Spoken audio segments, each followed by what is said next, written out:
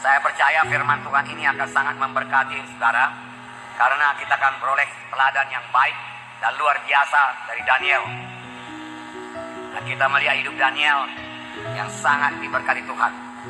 Daniel memulai hidupnya ya sebagai tawanan, ya, karena dia dibawa oleh Raja Nebukadnezar kepada kerajaan Babel yang gelap, yang penuh penyembahan berhala. Maksud daripada Nebukadnezar yaitu mendidik Daniel dengan ilmu kerajaan Babel, saudaraku, supaya bisa membantu dalam pemerintahan kerajaan Babel, saudaraku. Hanya sebagai pembantu saja, boleh jadi paling-paling lah saudara kalau sekarang jadi bupati. Nah demikian.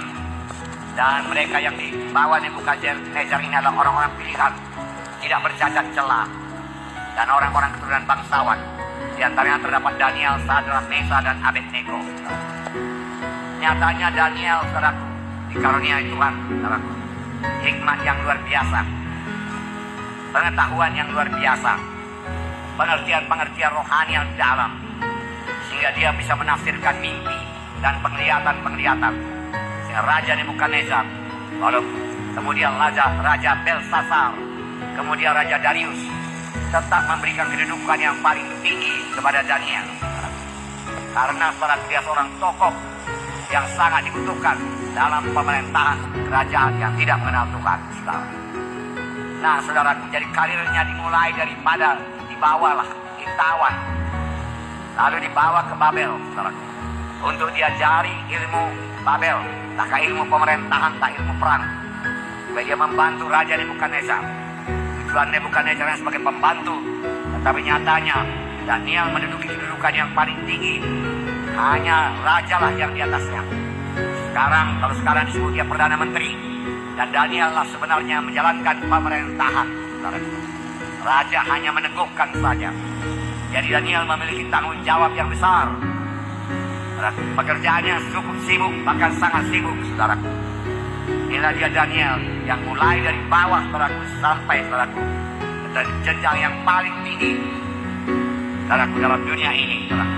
Semua ini adalah karena anugerah dan pertolongan Tuhan kepada Daniel, melebihi kesanggupan manusia.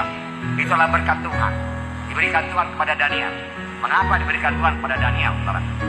Saudaraku, sehingga Daniel mencapai sukses yang sangat luar biasa, berhasilan yang luar biasa. Tidak ada kurang pada Daniel, bahkan tidak ada cacat dalam hidup Daniel, saudaraku. Tidak ada. Dia tidak pernah mundur daripada jalan Tuhan, tidak pernah, saudaraku. Tidak pernah mengeluh, saudaraku. Bahkan ketika 120 orang pembesar yang lain dalam kerajaan Darius mencoba mendakwa Daniel untuk kesalahannya, satu kesalahan pun tidak dapati mereka. Karena Daniel hidup tulus, hidup setia kepada raja, dan menjalankan segala hukum-hukum kerajaan Media Persia. Saudaraku yang kasih dalam nama Yesus, bagaimanakah jalannya? Dia mencapai sukses yang luar biasa, kedudukan yang luar biasa tersebut. Nah, biarlah kita pelajari, karena Tuhan ini tidak berubah. Apa yang dia berikannya kepada anak-anaknya yang setia kepadanya, yang hidup kudus pada zaman dahulu, Tuhan akan memberikannya juga, menggenapkannya bagi anak-anaknya yang juga hidup menyangkal diri kudus dan hidup setia kepada Tuhan, menolak semua dosa dan pencobaan-pencobaan. Saudaraku yang kasih dalam nama Yesus, biar kita juga memiliki gaya hidup Daniel. Pertama, gaya hidupnya Daniel dan kawan-kawannya memutuskan untuk hidup menyangkal diri. Daniel dan kawan-kawannya memutuskan untuk hidup menyangkal diri. Mereka dibawa kepada kerajaan Babel, kerajaan gelap. Saudaraku, di mana banyak berlajak-lajak, tabiat daging duniawi ada di situ semua, saudaraku. Dan mereka diberikan kesempatan oleh Raja Nebukadnezar untuk menikmati segala sesuatu yang lezat, termasuk minuman-minuman keras, alkohol, yang bisa menyebabkan mereka mabuk dan membuat pikiran mereka menjadi tumpul. Namun mereka menetapkan hati untuk tidak hidup menurut gaya hidup kerajaan Babel. Mereka tetap hidup menurut gaya hidup anak-anak Tuhan. Amin. Saya bacakan Daniel pasal 1, buka kitab saudara. Daniel pasal 1, ayat 8 sampai 15. Nah, keadaan rohani kerajaan Babel sepenuhnya gelap, saudaraku. Makanan minumannya, saudaraku, yang diberikan kepada Daniel amat mewah, bisa berlajak-lajak. Karena itu juga makanan yang diberikan kepada raja, dan makanannya sangat berlimpah-limpah, berlebih-lebihkan. Daniel menolak dengan halus, dengan berhikmat, saudara. Setelah Daniel menetapkan hati untuk menyangkal diri dan mau hidup seturut dengan standar moral anak Tuhan, dia tidak mengikuti standar moral duniawi. Dia tidak berkata apa boleh buat.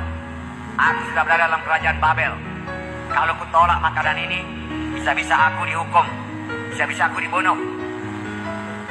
Kalau ku tolak makanan ini, bisa marah ini pegawai istana ini yang disuruh Raja Nebukadnezar untuk menjaga makananku, minumanku tidak ada yang kurang, bahkan berlebih-lebihkan, bermewah-mewah.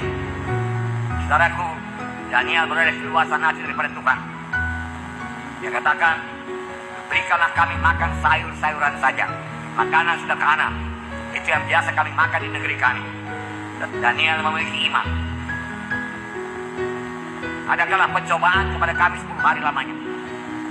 10 hari nanti dialah sendiri. Kami akan makan sayur-sayuran dan air saja. Kemudian bandingkanlah perawakan kami dengan perawakan semua orang yang makan daripada ayapan raja. Diadakan pencobaan 10 hari. Sudah 10 hari kelihatan perawakan daripada Daniel, Sadrak, Mesakh, Abednego lebih baik, lebih kuat, saudara, daripada anak-anak muda yang lain, saudara, yang makan daripada santapan raja. Inilah berkat penyangkalan diri. Inilah berkat menolak dosa. Menolak dosa bukan membuat kita menjadi terikat, tetapi menolak dosa, saudaraku, bukan membuat kita menjadi terkungkung, tidak bisa kemana-mana. Menolak dosa benar-benar membebaskan kita untuk kemenangan kita, untuk persekutuan kita dengan Tuhan. Dan kita bisa bersekutu dan boleh menerima berkat Tuhan. Luar biasa berkat yang diberikan Tuhan kepada Daniel, Sadrak, Mesakh, Abednego ini, karena mereka menyangkal diri. Jadi ada berkat menyangkal diri. Tidak sia-sia firman Tuhan berkata, siapa mau mengikut aku, dia harus mengangkat salib dan menyangkal diri. Haleluya. Nah, berkat lain dari penyangkalan diri Daniel ialah hikmat dan pengetahuan yang diberikan Tuhan kepada Daniel. Hikmat dan pengetahuan. Saya baca ayat 17. Kepada keempat orang muda itu Allah memberikan pengetahuan dan kepandaian tentang berbagai-bagai tulisan dan hikmat. Dan Daniel juga mempunyai pengertian tentang berbagai-bagai penglihatan dan mimpi. Luar biasa. Diberikan Tuhan, saudaraku. Diberikan Tuhan hikmat dan pengetahuan. Karena mereka hidup dalam penyangkalan diri. Mereka hidup dekat dengan Tuhan. Tuhan mengaruniakan hikmat dan pengetahuan. Sedangkan pada Daniel lebih lagi pengertian tentang berbagai-bagai pengertian dan mimpi. Ini hanya diberikan Tuhan kepada anak-anaknya yang menyangkal diri untuk hidup kudus. Jadi kita pun perlu hidup kudus. Haleluya. Perlu hidup kudus. Hikmat daripada Tuhan jauh melebihi hikmat dunia ini. Nyata dari Daniel dan kawan-kawannya 10 kali lebih cerdas daripada semua anak-anak muda yang lain. Daniel 1 ayat 20 berkata, dalam tiap-tiap hal yang memerlukan kebijaksanaan dan pengertian yang ditanyakan raja kepada mereka, dapatinya bahwa mereka 10 kali lebih cerdas daripada semua orang berilmu dan semua ahli jampi seluruh kerajaan. Nah, perhatikan hidup saudara. Harus hidup dalam penyangkalan diri. Artinya tidak mengikuti kehendak daging. Bahkan dengan Roh Kudus kita mematikan kehendak daging, maka kita akan menang hidup kudus. Jangan menuruti kehendak daging, melampiaskan kehendak daging. Saudaraku, baik dalam soal kemalasan, jangan lampiaskan kehendak daging dan bermalas-malas. Baik dalam soal makanan, seperti Daniel ini menolak makanan-makanan yang merugikan tubuhnya. Dia tolak semua. Dia mau tubuhnya sehat. Saudaraku, tubuhnya sehat. Jangan serupa dengan dunia ini dalam cara berkata-kata. Saudara, cara hidup saudara, gaya hidup saudara, cara pakaian saudara, cara hidup saudara tidak sama dengan dunia ini, saudara. Saudara, ada gaya hidup dunia, ada gaya hidup anak-anak Tuhan, tidak sama. Seperti siang dan malam bedanya. Kita sudah dipanggil Tuhan untuk hidup kudus, saudara.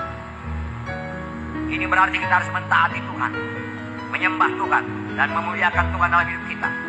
Kita harus menjaga hidup kita supaya seluruh hidup kita ini mempermuliakan Tuhan. Tidak oleh orang dunia ini kita menjadi terang. Dan hidup kita mempermuliakan Tuhan.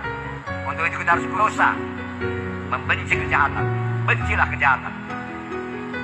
Kemudian melayani Tuhan dan menjadi saksi terang buat Tuhan, dan berbuah bagi Tuhan. Amin, saudaraku. Amin.